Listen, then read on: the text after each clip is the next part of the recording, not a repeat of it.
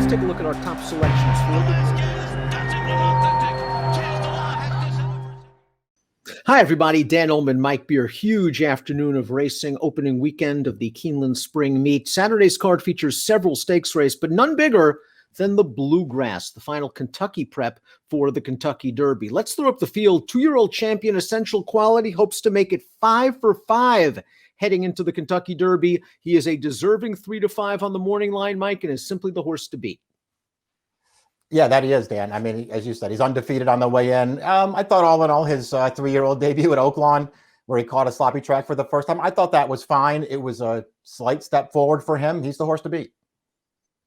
This race is at 9 furlongs for $800,000. And as we take a look at the Timeform US pace projector, I tend to agree that there doesn't appear to be a lot of pace in this race. And the good news for Essential Quality fans is he seems like a tactical sort. We saw that when he won the Breeders' Futurity at Keeneland last year. Highly motivated, stretching out for the first time, should show speed as well. Just didn't break very well and got pinched back last time out in the Gotham. He'll be forward with an alert start. Yeah, he should be. I mean, he wasn't exactly a speed last year as a 2-year-old, but he had a good handy running style, Dan, where he would keep up close to the pace. Maybe they'll go forward with him here. I thought he had an excuse in the Gotham. Breaking from the inside's the number 1 Hidden Stash, third in the Sam F. Davis, and then second in this race, the Tampa Bay Derby, where on the turn, he followed winner Helium with a wide move, and it looked like he has all the momentum, Mike. He draws to within even terms with Helium, and he just can't put that horse away. Yeah, I mean, no real excuse here, Dan. And he got a good trip in here. He has dead aim on this horse on the lead. He can't get by. His first start off the layoff in the Sam Davis. Another good trip that day. Couldn't get the job done. This horse is fine. I like the fact that he's already won a race here at Keeneland and won that race pretty easily. But he's got to take a step forward here. Number 2 is Untreated. This is a horse that sold for $550,000 as a yearling.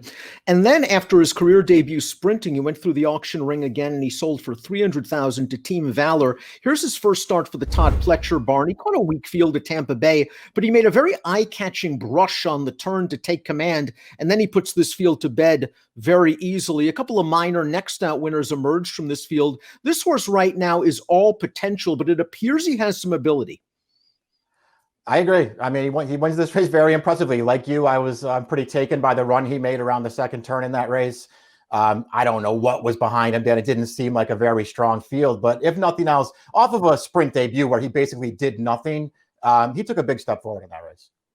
Highly motivated, the number 3 did some very good things as a 2-year-old. He won the Nyquist, going 6.5 furlongs at Keeneland with a whopping 96 buyer. Here's his first start at 3, the grade 3 Gotham. And again, he just didn't break very well. He kind of got shuffled back. Now he comes 4 wide into the stretch. He's running on a little bit at the end of this race. I think it's a good building block as he stretches out for the first time.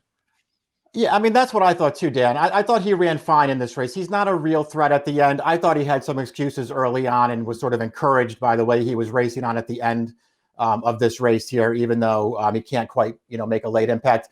We'll see. It's all about whether he can stretch out, and I think that's a real question. But this was a good 2-year-old, and I thought he ran really well last time. Here's 2-year-old champion Essential Quality picking up right where he left off in his seasonal debut. He caught a wet track. Louis Saez did the right thing. He got him to the outside as quickly as possible after breaking from the rail, tried to keep him clean of slop while in the clear, and as they turn into the stretch, he just brushed by this field, and he's simply too good. Nice to see him come back with a buyer top, a 96, and with his tactical speed, he should be in the thick of things turning for home. He's going to be tough. Yeah, he's going to be tough. He's a nice horse. So far, he's made no mistakes. Yeah, he's taken advantage in a couple of his races. Certainly the Breeders' Cup set up really well for this horse. But, it's to his credit that he's able to sit back off of a really fast pace and still make a run. And when the pace is slower, he keeps up close as well. So there's a lot to like about him. Personally, Dan, that Spielberg, who was second to him last time, I'm not a fan of that horse. And just the fact that Spielberg even had a look at Essential Quality in this stretch bothers me. But I guess at the end of the day, he won that race easily enough. Rombauer, the number 5, has been managed very well by a shrewd trainer in Mike McCarthy. He's grade 1 placed as a 2-year-old. And in the Breeders' Cup Juvenile, he got the hot pace that he needs, and he rallied to pick up some horses. Now, McCarthy tested this horse, tried synthetic, had to go 9 furlongs off a long layoff, and he got pace again. Let's watch the El Camino Real Derby. They were hitting up front. Rombauer fell far behind. He swings widest into the stretch, and he's going to run down a nice filly from the Godolphin barn. He obviously has to improve, and this pace situation, according to Timeform US, is not promising for him here. Yeah, if they go slower in front of him this time, it's going to put this horse up against. This is a fine effort, Dan. As you mentioned, though, he did have a pace to run at. I like the run that he put in to close that race down. We'll see if he can just take what feels like it has to be a pretty big step forward. The last time we saw him on dirt in the Breeders' Cup, listen, he was a big price. You don't have to expect him to win or even be that effective in there, but he had a huge pace that day, and he really didn't do much. Mike, I wanted to bet LeBlanc back off of his last race, and he shows up here where he seems overmatched. He just had a miserable trip in his seasonal debut over Muddy Going. I think we kind of look at him the same way, Dan. I was waiting for him to run back, too. He had a big excuse last time. His win to close out his 2-year-old campaign over this distance was actually a pretty good effort. I thought he ran well there, Dan, but it's just hard to take him against a field like this in the Bluegrass. Now go into your formulator past performances, friends, and pull up his replay for the last race. Just pinched back in the start, in between, in tight on the first turn, and then in traffic most of the stretch. Hush of a Storm is a very intriguing entrant because this horse got very good over the synthetic surface at Turfway Park this winter, and he was entered in last week's Jeff Ruby Stakes. And the Connections decided to skip the Jeff Ruby and run against Champion Essential Quality on dirt. Yeah, I guess they want to find out what they have here, Dan, see if they can pick up some points and perhaps make it into the Kentucky Derby. He's run, pretty well in each of his last 3 starts. He's 3 for 3 routing. Obviously they aren't dirt races, so you have that question to answer. He ran really well last time with a really good trip to win that race, but I thought he ran maybe just as well 2-back. He didn't have a great trip that day.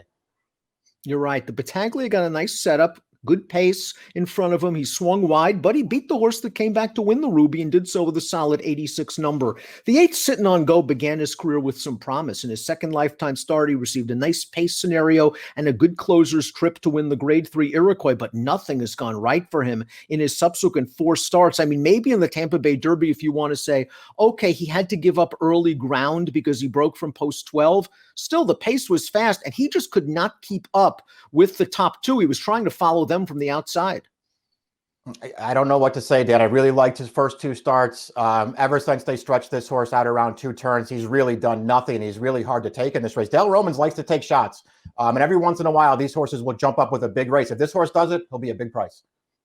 Keep Me in Mind is the number 9. He completes the field. He came close to Essential Quality on a couple of occasions last year, 3rd in the Breeders' Cup Juvenile, where he got a nice pace. He's another one of those late running types. He won a very weak edition of the Kentucky Jockey Club. It seems no one's come out of that race to do anything. Keep Me in Mind, he has an excuse, I guess, in the Rebel. Long layoff, just didn't do much that day with a very wide trip.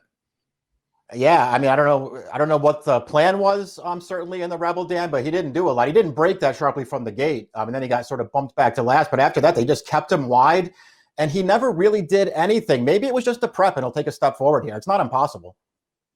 Essential Quality, obviously the horse to beat. We'll give you one alternative. We take a look at our top selections in here. Mike likes the 3, highly motivated. He should get up close to the pace. You're getting Chad Brown, and he does have the fast race, that 96 buyer from 2-back.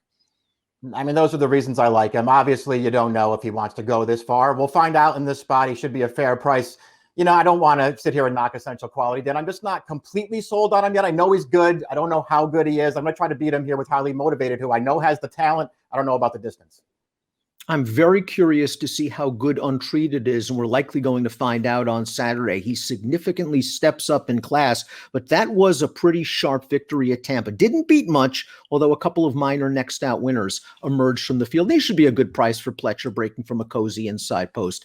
2-4-3-7 for me, 3-4-6-2 for Mike. It's the Grade 2 Bluegrass featuring Champion Essential Quality. Good luck.